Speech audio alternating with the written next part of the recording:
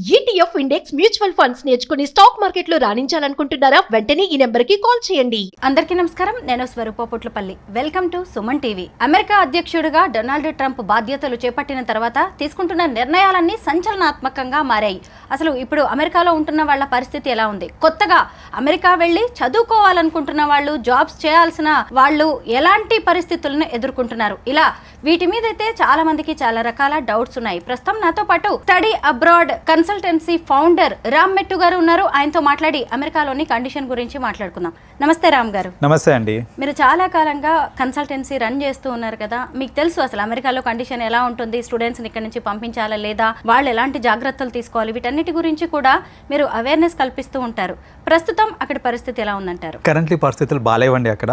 అయితే especially illegal immigrants ఎవరైతే ఉంటారో లేదా డాక్యుమెంట్స్ లేకుండా ఎవరైతే ఇమిగ్రేట్ అయి ఉన్నారో వాళ్ళకి ప్రాబ్లమ్స్ ఎక్కువగా ఉన్నాయండి. అంటే చాలా మంది ఏంటంటే ఇప్పుడు ప్రాపర్ డాక్యుమెంటేషన్ తోటి స్టడీస్ కోసం వెళ్ళిన వాళ్ళు లేదా ఎంప్లాయ్మెంట్ కోసం వెళ్ళిన వాళ్ళు కూడా భయపడాల్సిన స్థితిలో ఉన్నారు కరెంట్లీ చూడాలంటే. ఇది ఎందుకు అలా అవుతుంది అని అంటే నిన్న ఒక్కరోజు మాత్రమే ఆల్మోస్ట్ 2200 మెంబర్స్ ని వాళ్ళు పట్టుకున్నారు, ఇల్లీగల్ ఇమిగ్రెంట్స్ ని పట్టుకున్నారు వాళ్ళు. రికార్డు స్థాయిలో అరెస్టులు జరిగాయి అమెరికాలో. అసలు వాళ్ళ పరిస్థితి ఎంత దారుణంగా ఉందంటే చూడండి, వాళ్ళు చదువుకోవడానికో లేకపోతే ఉద్యోగం చేయడానికో ఏదో ఒకటి అక్కడికి వెళ్ళిన తర్వాత కరెంట్లీ వాళ్ళు ఫేస్ చేసే సిచ్యువేషన్ ఎలా ఉందంటే చేతులకి బేడీలు వేసుకొని వాళ్ళని రోడ్డు మీద ఈడ్చుకుంటూ వెళ్తా ఉంటే అసలు ఎంత సెల్ఫ్ రెస్పెక్ట్ దెబ్బతింటుంది అది. వాళ్ళకి తెలిసిన వాళ్ళందరూ వాళ్ళ చుట్టాలు వీళ్ళందరి మధ్యన వాళ్ళకున్న ఆ వాల్యూ అంతా పోయినట్టే కదా అక్కడ. అండ్ సెల్ఫ్ రెస్పెక్ట్ దెబ్బతింటుంది అక్కడ. వాళ్ళకి వాళ్ళే అసలు ఇంటి నుంచి బయటికి రావాలంటే భయపడే స్థితి. ఎలా ఫీల్ అవుతున్నారంటే ఇన్ని రోజులు గర్వంగా చెప్పుకున్నారు, నేను యుఎస్లో ఉన్నాను, యుఎస్లో ఉంటున్నాను అని గర్వంగా చెప్పుకునే వాళ్ళంతా నేను ఏదో జైల్లో ఉన్నాను అనే ఫీలింగ్లో ఉన్నప్పుడు కరెంట్లీ. సో అసలు ఈ లెవెల్ రావడానికి రీజన్ ఏంటంటే ఇమిగ్రేషన్ డిపార్ట్మెంట్, వాళ్ళది ఒక ఇమిగ్రేషన్ డిపార్ట్మెంట్ ఉందండి. ఆ డిపార్ట్మెంట్ ఇలా డాక్యుమెంట్స్ లేకుండా ఎవరైతే ఉంటారో వాళ్ళందరినీ ట్రేస్ అవుట్ చేసి పట్టుకొని అరెస్ట్ చేస్తున్నారు. అయితే ఇంతకు ముందు కూడా ట్రేస్ అవుట్ చేసిన వాళ్ళు చాలా మంది ఉన్నారు. ఇప్పుడు భయం దేని వల్ల వస్తుంది అని అంటే అలా ట్రేస్ అవుట్ చేసిన వాళ్ళందరినీ వీళ్ళు ఏం చేస్తారంటే యాంకిల్ ట్రాకింగ్ అని ఒకటి ఉంటుంది వీళ్ళకి. సో యాంకిల్ ట్రాకింగ్ ఏంటంటే వాళ్ళ వివరాలన్నీ తీసుకొని సరే ఇల్లీగల్ ఇమిగ్రెంట్స్ కానీ వీళ్ళ వల్ల మనకి ఏమీ ప్రాబ్లం లేదు అనే వాళ్ళకి నమ్మకం కుదిరింది అనుకోండి, వాళ్ళు మళ్ళీ దేశాలకు వెనక్కి పంపించట్లేదు, వాళ్ళని ఉంచుతున్నారు కానీ యాంకిల్ ట్రాకింగ్ చేస్తున్నారు. యాంకిల్ ట్రాకింగ్ ఏంటంటే వీళ్ళు అసలు ఎక్కడికి వెళ్తున్నారు, ఏం చేస్తున్నారు, ఎవరితో మాట్లాడుతున్నారు, ప్రతి ఒక్కటి త్రూ సోషల్ మీడియా కానివ్వండి, వాళ్ళకి సపరేట్ అప్లికేషన్స్ ఉంటాయి, శాటిలైట్ ఇవన్నీ ఉంటాయి, సెల్ ఫోన్ మానిటరింగ్ కూడా. ఎగ్జాక్ట్లీ, సెల్ ఫోన్ మానిటరింగ్ ఇవన్నీ చేసుకుంటూ ఏంటంటే వాళ్ళ కదలికలన్నీ వాళ్ళు చూసుకుంటున్నారు. అయితే అలా ఇంతకుముందు అరెస్ట్ అయ్యి అలా వాళ్ళని మళ్ళీ వాళ్ళ దేశానికి వెనక్కి పంపించకుండా ఇన్ని రోజులు చూసుకున్నారు. కానీ కరెంట్లీ ఇప్పుడు ఏమవుతుందంటే అలాంటి వాళ్ళని కూడా పిలిపించి అరెస్ట్ చేసే పరిస్థితికి వచ్చిందనమాట ఇప్పుడు. సో అలా అరెస్ట్ చేయడం వల్ల ఏంటంటే జనాలకి భయం పట్టుకుంది. అంటే అరెస్ట్ చేసి వెనక్కి పంపించేస్తున్నారు, ఇంకా మనకి లైఫ్ ఏంటి, ఫ్యూచర్ ఏంటి, ఎన్నో కోట్లు ఖర్చు పెట్టుకొని వచ్చి ఉంటారండి వాళ్ళందరూ. ఇప్పుడు ఏంటంటే చదువుకోవడానికన్నా కానివ్వండి లేకపోతే అలా ఇల్లీగల్గా రావడానికి కొన్ని కన్సల్టెన్సీస్కి వాటికి వీటికి వీళ్ళు ఏం చేస్తారంటే థర్డ్ పర్సన్స్కి అమౌంట్ ఇచ్చి వెళ్ళుంటారు. సో ఇప్పుడు ఆ అమౌంట్ రాబట్టుకుందామనే లోపే అరెస్ట్ అయ్యి మళ్ళీ వెనక్కి వచ్చేస్తామనే బాధ, భయం ఇవన్నీ అక్కడ జనాల్లో ఉన్నాయి కరెంట్లీ. ఇంకా ఇంకొక యాంగిల్ చూస్తే అండి అన్ని డాక్యుమెంట్స్ పర్ఫెక్ట్గా ఉండి వెళ్ళిన వాళ్ళు కూడా అసలు బయటికి రావాలంటే భయపడుతున్నారు. ఎందుకంటే వాళ్ళకి జరిగే ప్రొఫైలింగ్ కానివ్వండి, స్క్రీనింగ్ కానివ్వండి, ఇవన్నీ కూడా ఒక నెక్స్ట్ లెవెల్ స్క్రీనింగ్ జరుగుతుంది. ఇంతకుముందు వీసా ఇంటర్వ్యూస్ అంటే ఇక్కడ నుంచి యూఎస్కి వెళ్ళాలంటే వీసా ఇంటర్వ్యూస్లో జనరల్ క్వశ్చన్స్ అడిగేటోళ్ళు వాళ్ళు. లైక్ ఎందుకు వెళ్దాం అనుకుంటున్నావు, యూఎస్కి ఎందుకు వెళ్దాం అనుకుంటున్నావు, నీ క్వాలిఫికేషన్ ఏంటి, ఏ కంపెనీలో పనిచేద్దాం అనుకుంటున్నావు, లేకపోతే ఏ యూనివర్సిటీలో చదువుదాం అనుకుంటున్నావు, ఈ క్వశ్చన్స్ ఉంటాయి. కరెంట్లీ ఇప్పుడు ఏంటంటే సోషల్ మీడియా ప్రొఫైలింగ్ కూడా జరుగుతుంది. సో వాళ్ళ సోషల్ మీడియా హ్యాండిల్స్ ఏంటి, దాంట్లో వాళ్ళు ఎలాంటి పోస్టులు పెడుతున్నారు, అవన్నీ ఓకేనా లేకపోతే ఏదన్నా అంటే వాళ్ళ మైండ్ సెట్ ఎలా ఉంది, వాళ్ళ యాటిట్యూడ్స్ ఎట్లా ఉన్నాయి, ఇవన్నీ తెలుసుకోవడానికి ఏంటంటే కరెంట్లీ ఇప్పుడు యుఎస్ గవర్నమెంట్ వాళ్ళ సోషల్ మీడియా అకౌంట్స్ ని ప్రొఫైలింగ్ చేస్తా ఉంది. ఎస్ రామ్ గారు, మనం సోషల్ మీడియా వెట్టింగ్ గురించి మాట్లాడుకోవాలి. అసలు ఒక స్టూడెంట్ కి వీసా ఇవ్వాలా వద్దా అనేది కూడా ఆన్లైన్ లో వాళ్ళ యాక్టివిటీ ఎలా ఉంది అని అఫీషియల్స్ చూసి మరీ ఇస్తున్నారు. సోషల్ మీడియా వెట్టింగ్ గురించి కూడా ఇప్పుడు బాగా టాక్ నడుస్తుంది, దాని గురించి చెప్పండి.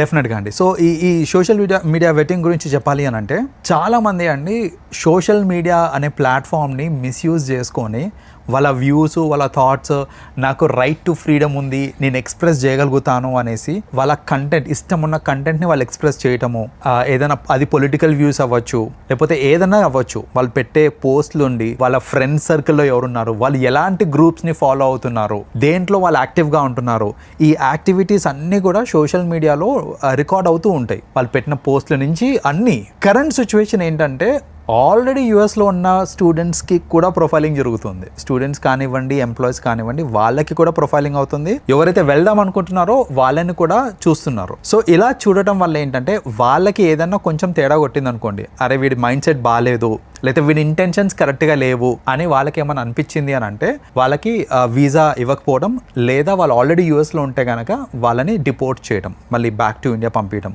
ఇలాంటి యాక్టివిటీస్ కూడా జరుగుతున్నాయి. అయితే స్టూడెంట్స్ కానీ ఎవరన్నా సరే తెలుసుకోవాల్సింది ఏంటిదనంటే, మీ సోషల్ మీడియా ఒకవేళ నార్మల్గా న్యూట్రల్గా ఉందనుకోండి, భయపడాల్సిన పని లేదు. రైట్, మీ సోషల్ మీడియాలో ఏదన్నా వ్యతిరేకంగా, అంటే మరి ఎవరికైనా వ్యతిరేకంగా ఏదన్నా రాయటం కానివ్వండి, లేకపోతే ఎనీథింగ్ విచ్ ఈస్ ఎక్స్ట్రీమ్, అలాంటి ఏదైనా పోస్టులు పెట్టారనుకోండి, పొలిటికల్ పోస్టులు ఇలాంటివి ఏమైనా ఉన్నాయనుకోండి, అవి మాత్రమే డిలీట్ చేయండి. అంతవరకు మాత్రమే డిలీట్ చేయండి. అంతేగాని కొందరు ఏం చేస్తున్నారంటే స్టూడెంట్స్, ఎందుకు వచ్చింది, ఎక్కడ వాళ్ళు మిస్టేక్ పట్టేస్తారేమో అనేసి సోషల్ మీడియా అకౌంట్స్నే డిలీట్ చేసుకుంటున్నారు, విచ్ ఈస్ వెరీ రాంగ్. మీరు సోషల్ మీడియా అకౌంటే డిలీట్ చేశారనుకోండి, మీకు ఇబ్బంది ఏమొస్తుందంటే, మీ సోషల్ మీడియా అకౌంట్ చెప్పండి అని అన్నప్పుడు no I don't use it, లేకపోతే నాకు లేదు అని చెప్పారనుకోండి, వాళ్ళకి డౌట్ క్రియేట్ అవుతుంది, ఉంది కానీ వీళ్ళు డిలీట్ చేశారేమో, అంటే వీళ్ళు డిలీట్ చేశారంటే దాంట్లో ఏదో తప్పుగా వీళ్ళు పోస్టులు చేస్తుంటారు, so let us not consider him అన్నట్టు ఒక నెగటివ్ ఇంప్రెషన్ క్రియేట్ అయిపోయి మొత్తానికే మోసం వచ్చే ఛాన్సెస్ ఉంటాయి. కాబట్టి అకౌంట్స్ డిలీట్ చేయకండి. అకౌంట్స్లో ఏదైనా విపరీతంగా ఏమైనా రాసున్న పోస్టులు కానీ, పొలిటికలీ వ్యతిరేకంగా ఏమైనా రాసున్నారు, లేదా యూఎస్కి వ్యతిరేకంగా ఏమైనా రాసున్నారంటే అవిటిని మాత్రమే తొలగించండి, అన్నిటినీ డిలీట్ చేయాల్సిన అవసరం లేదు. అలా చేయటం వల్ల అన్నిటినీ ఒకవేళ డిలీట్ చేయడము, లేదా అసలు అకౌంటే డిలీట్ చేయడం చేస్తే కనుక ఖచ్చితంగా అది ఇంకా మేలు కంటే కీడు ఎక్కువ చేస్తుంది. కరెక్టే. చాలా మంది డిలీట్ చేసేస్తున్నారు ఎందుకు వచ్చిందిలే అని చెప్పేసి. కరెక్ట్. అయితే మీ దగ్గరకు కూడా చాలా మంది స్టూడెంట్స్ వస్తూ ఉంటారు కదా, వాళ్ళకి మీరు ఏం చెప్తున్నారు? ఇప్పుడు నాకు జనరల్గా వచ్చే ఒక క్వశ్చన్ ఏంటంటే, అసలు యూఎస్కి వెళ్ళడానికి ఇది రైట్ టైమా? యూఎస్ అనేది చాలా మందికి అబ్రాడ్ వెళ్ళి చదువుకోవాలనే కోరిక ఉంటుంది. సో నేను అబ్రాడ్కి వెళ్ళి ఈ టైంలో చదవడం కరెక్టా, లేకపోతే ఆగిపోమంటారా, లేకపోతే వేరే దేశానికి వెళ్ళమంటారా, ఈ క్వశ్చన్స్ ఎక్కువ వస్తున్నాయి నాకు ఈ మధ్యన. అయితే ఇక్కడ ఒక సింపుల్ అనాలిసిస్ అండి. మీరు డాక్యుమెంట్స్ అన్నీ పర్ఫెక్ట్గా ఉన్నాయి, మీ సోషల్ మీడియా క్లీన్ ఉంది, రైట్, మీరు ఏం తప్పు చేయలేదు, చేయబోరు కూడా అని అంటే భయపడాల్సిన అవసరం లేదు. ఇక్కడ యూఎస్లో మార్కెట్ కూడా అంత బాగాలేదు కదా అని అంటే దానికి ఆన్సర్ ఏంటంటే, ఎస్, ఖచ్చితంగా యూఎస్లో మార్కెట్, జాబ్ మార్కెట్ అనేది ఇప్పుడు బాగాలేదు. కానీ మీరు చదువుకోవడానికి వెళ్తున్నారు అనుకోండి, మీకు 2 బెనిఫిట్స్ ఉన్నాయి. ఈ టైంలో యూఎస్కి వెళ్తే 2 బెనిఫిట్స్ ఉన్నాయి. బెనిఫిట్ నెంబర్ 1 ఏంటంటే, ఈ టైంలో చాలా మంది వెళ్ళట్లేదు కాబట్టి మీకు వీసా వచ్చే ఛాన్స్ ఎక్కువ, అంటే వీసా యాక్సెప్టెన్స్ ఛాన్స్ ఎక్కువ ఉంటుంది మీకు. రెండోది ఏంటంటే, అంటే if your profile is clear, అప్పుడు యాక్సెప్టెన్స్ ఛాన్స్ ఎక్కువ ఉంటుంది. రెండో బెనిఫిట్ ఏంటంటే, మార్కెట్ ఖచ్చితంగా సెట్ అవుతుంది ఫ్యూచర్లో. ఇప్పుడు బాగాలేదు కానీ ఫ్యూచర్లో సెట్ అవుతుంది. మార్కెట్ సెట్ అయ్యే టైంకి మీ స్టడీ కూడా అయిపోయి ఉంటుంది కాబట్టి మనం ఏంటంటే జాబ్ రెడీ ఉంటాం అనమాట. సో ఎవరన్నా ప్లాన్ ఉంది యూఎస్కి వెళ్ళాలి అని అంటే, ఒకటే నేనేం చెప్తానంటే, మీ ప్రొఫైల్ ఖచ్చితంగా 100% క్లీన్ ఉంది, మీ ఇంటెన్షన్స్ క్లియర్ ఉన్నాయి అని అంటే కనుక వెళ్ళొచ్చు, ఆగిపోవాల్సిన అవసరం లేదు. కానీ మీ డాక్యుమెంట్స్ కరెక్ట్గా లేవు, లేదా మీ ఇంటెన్షన్ కరెక్ట్ కాదు, నేను ఏదో అక్కడికి వెళ్ళి ఏదో పార్ట్ టైంలో చేసుకుంటూ బతికేద్దాం అనుకుంటున్నాను, లేదా ఇంకేదైనా ఇంటెన్షన్ వల్ల వెళ్దాం అనుకుంటున్నానంటే కనుక వెళ్ళకండి, వెళ్ళి ఇబ్బంది పడతారు మీరు అక్కడ. వన్ మోర్ థింగ్ ఏంటంటే, పార్ట్ టైం జాబ్స్ చెయ్యకపోయినా సరే నేను అక్కడ చదువుకోగలను, నాకంత ఫినాన్షియల్ స్టాండర్డ్స్ ఉన్నాయి అనుకున్న వాళ్ళు మాత్రమే వెళ్ళాలి ఇప్పుడు ఉన్న కండిషన్స్ని బట్టి చూస్తాయి. అయితే పార్ట్ టైం జాబ్ అంటే ఇక్కడ ఒకటండి, జనరలైజ్ చేయడానికి లేదు ఇక్కడ. ఎందుకంటే యాజ్ పర్ రూల్ ఏంటంటే, మీరు 20 hours in a week part time jobs చేసుకోవచ్చు. అది కూడా యూనివర్సిటీలో వస్తే మాత్రమే, మీరు చదివే యూనివర్సిటీలో వస్తే మాత్రమే మీరు పార్ట్ టైం జాబ్ చేసుకోవచ్చు, అది లీగల్. సో మీకు ఆ సత్తా ఉంది అంటే, నేను ఒక అసిస్టెంట్షిప్ అంటారు దాన్ని, బేసిక్ అసిస్టెంట్షిప్ కానివ్వండి, లేకపోతే ఒక లైబ్రేరియన్ లాగా కానివ్వండి, నేను అలాంటి జాబ్స్ కొట్టగలను, నాకు కమ్యూనికేషన్ స్కిల్స్ ఉన్నాయి, లేకపోతే నేను అలా ఈజీగా మౌల్డ్ అవ్వగలుగుతాను, ఫ్రీగా ఉండగలుగుతాను మా ప్రొఫెసర్స్ తోటి అనే నమ్మకం మీకు ఉంది అని అంటే ఎస్. లేదు నేను ఎక్కడైనా రెస్టారెంట్లో పార్ట్ టైం చేసుకుంటాను అని అంటే అది ఇల్లీగల్ అది. సో కొందరు ఏంటంటే హామీ ఇచ్చేస్తూ ఉంటారు. ఎలా అంటే ఇప్పుడు ఆల్రెడీ వెళ్ళిన వాళ్ళు ఉంటారు, అరే నువ్వు వచ్చారా నేను చూసుకుంటా నిన్ను, నాకు తెలిసిన రెస్టారెంట్ ఉంది లేకపోతే మనదే రెస్టారెంట్ ఉంది నీకు అందులో నేను ఇప్పిస్తాను నీకు, ఇలాంటివన్నీ చెప్పి ఎంకరేజ్ చేస్తుంటారు కొందరిని. But at the end of the day మీరు అక్కడికి వెళ్ళిన తర్వాత రూల్స్ స్ట్రిక్ట్ అయ్యి లేకపోతే పొరపాటున మీరు పట్టుబడ్డారనుకోండి అక్కడ వర్క్ చేస్తున్నప్పుడు, మీరు ఇల్లీగల్గా వర్క్ చేస్తున్నారు అనేసి మళ్ళీ డిపోర్ట్ అయ్యారు అని అంటే మీరు పెట్టుకొని వెళ్ళిన ఖర్చు మొత్తం వృధా అయిపోతుంది. సో స్టూడెంట్స్కి నేను ఏం చెప్తానంటే లీగల్గానే చూడండి, మీకు లీగల్గా పార్ట్ టైం దొరుకుతుంది, 20 hours మాత్రమే ఇన్ అ వీక్ చేయగలుగుతాను, అది కూడా విత్ ఇన్ ది యూనివర్సిటీ చేయగలుగుతానంటే వెళ్ళండి. లేదు నేను బయట పార్ట్ టైం చేసుకుంటాను అనే ధీమాతో వెళ్తున్నారంటే మాత్రం వెళ్ళకండి. రామ్ గారు, ఇంతకుముందు చాలా మందికి డాలర్ డ్రీమ్స్ ఉండేవి, ఇప్పుడు అమెరికా కళలన్నీ కళ్ళలైపోతున్నాయి. అమెరికా వెళ్ళాలంటే కూడా 1కి 10 సార్లు ఆలోచించుకోవాల్సిన పరిస్థితి వచ్చింది. మీరు ట్రంప్కి ముందు కూడా చూశారు, ఇక్కడ నుంచి స్టూడెంట్స్ వెళ్ళడం అలాగే జాబ్ కోసం వెళ్ళడం, ఇప్పుడు చూస్తున్నారు ఇక్కడ సిచ్యుయేషన్ ఎలా ఉంది అక్కడ ఎలా ఉంది అని.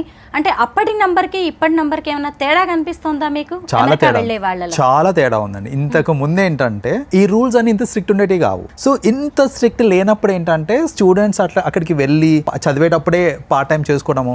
నేను చెప్పాను కదా డిఫరెంట్ ప్లేసెస్లో పార్ట్ టైం చేసుకునే వాళ్ళు ఇంతకుముందు అంతా, మన రెస్టారెంట్స్లో అవ్వచ్చు లేకపోతే సూపర్ మార్కెట్స్లో అవ్వచ్చు, అలా ఎక్కడంటే అక్కడ చేసుకునే వాళ్ళు, విచ్ ఈజ్ యాక్చువల్లీ ఇల్లీగల్. కానీ గవర్నమెంట్ స్ట్రిక్ట్ లేకుండే, అప్పుడు గవర్నమెంట్ స్ట్రిక్ట్ లేదు కాబట్టి జనాలందరూ ఏంటంటే ఇక్కడ చేసే పని కంటే అక్కడ చేస్తే డబ్బులు ఎక్కువ వస్తాయి కదా అనే ధీమాతోటి ఆ డాలర్ డ్రీమ్స్ అని అలా క్రియేట్ అయినవన్నీ. కరెంట్ సిచ్యువేషన్ ఏంటంటే ఆల్రెడీ ఉన్న రూల్స్ని స్ట్రిక్ట్ చేశారు వాళ్ళు, కొత్తగా పెట్టిందేం లేదు, ఉన్న రూల్స్ని స్ట్రిక్ట్ చేశారు. చేయడం వల్ల ఏంటంటే ఇలా పార్ట్ టైం జాబ్స్ చేసుకుందాం అనుకున్న వాళ్ళందరూ ఇక వెళ్ళడం అనేది వేస్ట్ అన్నట్టు వాళ్ళు ఆగిపోతున్నారు. అలాంటి సంఖ్య ఆల్మోస్ట్ ఒక 70% మంది ఉన్నారు. 70% స్టూడెంట్స్ ఏంటంటే చదువుకుంటూ జాబ్ చేసుకుంటూ డబ్బులు సంపాదిద్దాం అనే దృష్టితోనే వెళ్ళే వాళ్ళు ఎక్కువ మంది ఉన్నారు. సో ఇప్పుడు ఏంటంటే అవి స్ట్రిక్ట్ అయిపోయినాయి కాబట్టి ఆబ్వియస్లీ అలాంటి వాళ్ళందరూ ఆగిపోతున్నారు.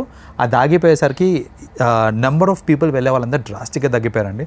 చెప్పాలంటే అంతకుముందు వెళ్ళే దాని మీద ఇప్పుడు ఒక 30% వెళ్తున్నారు అంతే యూఎస్కి. మరి అమెరికాకి ఆల్టర్నేటివ్ ఏంటంటారు? మనకి వేరే అదర్ కంట్రీస్ కూడా ఉన్నాయండి. ఇప్పుడు యూఎస్ అంటే it all depends on me intention ఏంటిది అనేసి. నేను సెటిల్మెంట్ కోసం వెళ్దాం అనుకుంటున్నాను అని అనుకుంటే మీరు యూఎస్ ఒకటే కాదు, మెనీ కంట్రీస్ ఉన్నాయి సెటిల్మెంట్కి.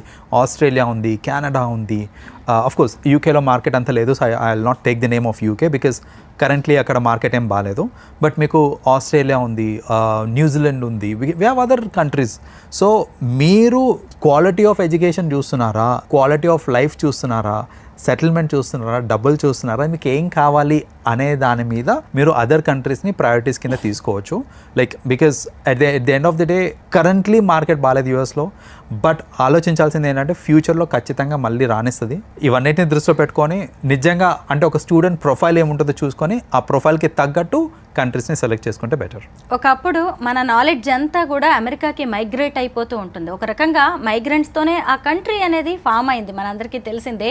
అయితే ఈ టైంలో ఇప్పుడు చాలామంది అమెరికా వెళ్ళడానికి ఆలోచిస్తున్నారు కాబట్టి మన కేంద్ర ప్రభుత్వం కావచ్చు, మన రాష్ట్ర ప్రభుత్వాలు ఎలాంటి జాగ్రత్తలు తీసుకొని మన వాళ్ళకి ఇక్కడే మంచి ఆపర్చునిటీస్ కల్పిస్తే మంచిదంటారు? యాక్చువల్లీ ఇక్కడ ఆపర్చునిటీస్ కల్పిస్తే ఖచ్చితంగా మన వాళ్ళు ఉంటారండి. కాకపోతే ఇక్కడ ప్రాబ్లం ఏంటంటే the end of the day మీరు ఎంత టాలెంటెడ్ అన్నా సరే మీ శాలరీ రూపీస్లో వస్తుంది, అక్కడ ఏంటంటే శాలరీ డాలర్స్లో వస్తుంది. సో ఆ మ్యాచింగ్ అనేది కష్టం. ఇప్పుడు నేను అక్కడికి వెళ్ళి చేస్తే నాకు వచ్చే అమౌంట్ ఏదైతే ఉందో ఆ అమౌంట్ ఇక్కడ మ్యాచ్ చేయడం అనేది కొంచెం కష్టం. జనరల్గా ఏంటంటే ఆ మిస్ మ్యాచ్ వల్ల చాలా మంది ఇక్కడ నుంచి యూఎస్కి వెళ్ళిపోతూ ఉంటారు. All we can do is improve చేయొచ్చు, మేబీ ఇంకా ఆ పే స్కేల్స్ అని కొంచెం ఇంక్రీజ్ చేయడం లాంటివి చేయొచ్చు. But at the end of the day ఇదంతా ఒక ప్రైవేట్ ఆర్గనైజేషన్ మీద నడుస్తూ ఉంటుంది కాబట్టి గవర్నమెంట్ పెద్దగా ఇన్వాల్వ్ అవ్వడం అంతా కుదరకపోవచ్చు. బట్ మీరు ఇందాక అన్నట్టు ఐటీ కంపెనీస్ ని చాలా ఎస్టాబ్లిష్ చేయొచ్చు. ఐటీ ఇప్పుడు మనకి మన వాళ్ళకి ఇక్కడ జాబ్స్ రాక కాదండి, అక్కడ శాలరీలు ఎక్కువ ఉంటాయని మన వాళ్ళు వెళ్తూ ఉంటారు. లైఫ్ స్టైల్ కూడా బాగుంటుంది, అమెరికాలో ఉంటున్నామని చెప్పుకోవడం ఒక ప్రౌడ్ స్టేటస్ సింబల్. ఇదంతా ఇంతకు ముందు. ఇప్పుడు కరెంట్లీ అక్కడ ఉన్న వాళ్ళు అక్కడ గ్రీన్ కార్డ్ హోల్డర్స్ కూడా ఇక్కడ వేస్తే ఇంకా వచ్చేద్దామనే స్టేట్లో కూడా ఉన్నారు కొందరు. సో అలాంటి సిచ్యువేషన్స్ ఫేస్ అవుతున్నారు. బట్ ఎస్ ఇదంతా టెంపరీ సిచ్యువేషన్స్, ఇవి మారుతాయి.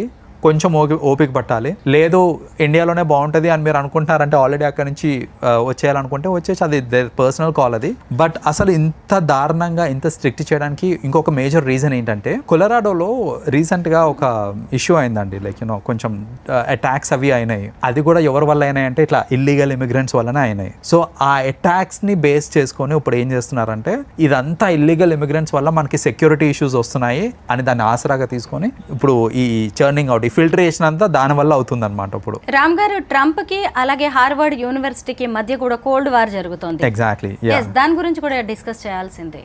సో ఇప్పుడు చాలా మంది ఏంటంటే హార్వర్డ్ యూనివర్సిటీ అనేది ఒక డ్రీమ్ యూనివర్సిటీ లాగా పెట్టుకొని అక్కడికి వెళ్దామని అనుకుంటారు. కానీ ఆ హార్వర్డ్ యూనివర్సిటీ మేనేజ్మెంట్ కి ఇంకా ట్రంప్ కి they are not in good terms. వాళ్ళకి పడట్లేదు. ఆయన ట్రంప్ ఎట్లా అంటే ఇంకా హిట్లర్ టైప్, నేను నా మాట ఏ శాసనం ఇంకా నేను చెప్పిందే వినాలి అనే టైప్. సో అక్కడ బేసిక్గా ఏంటంటే హార్వర్డ్ యూనివర్సిటీ అనేది చాలా ప్రెస్టీజియస్ యూనివర్సిటీ, నీ మాట నేనేది ఏంది అన్నట్టు బేసిక్గా వాళ్ళకి మిస్అండర్స్టాండింగ్ అయితే ఉంది. గుడ్ టర్మ్స్ లేకపోవడం వల్ల ట్రంప్ ఇచ్చిన ఒక డిక్లరేషన్ ఏంటంటే హార్వర్డ్ యూనివర్సిటీకి ఎవరైనా వెళ్తున్నారు అని అంటే వాళ్ళకి వీసా గ్రాంటింగ్ అనేది మేము ఇవ్వము, లిమిట్ చేసేస్తాం. లేదా వీసా ఇచ్చినా కూడా దానికి వాళ్ళకి ఇచ్చే ఫెసిలిటీస్ కానీ వాళ్ళకి ఇచ్చే ఆప్షన్స్ ఏవైతే ఉంటాయో అవన్నిటిని కూడా రెస్ట్రిక్ట్ చేసేస్తాం అన్నట్టు ఒక స్టేట్మెంట్ రిలీజ్ చేశారనమాట. సో ఇప్పుడు ఏంటంటే హార్వర్డ్ యూనివర్సిటీ అంత ప్రెస్టీజియస్ యూనివర్సిటీకి వెళ్ళి చదవాలన్నా కూడా ఆలోచిస్తున్నారు జనాలు ఇప్పుడు.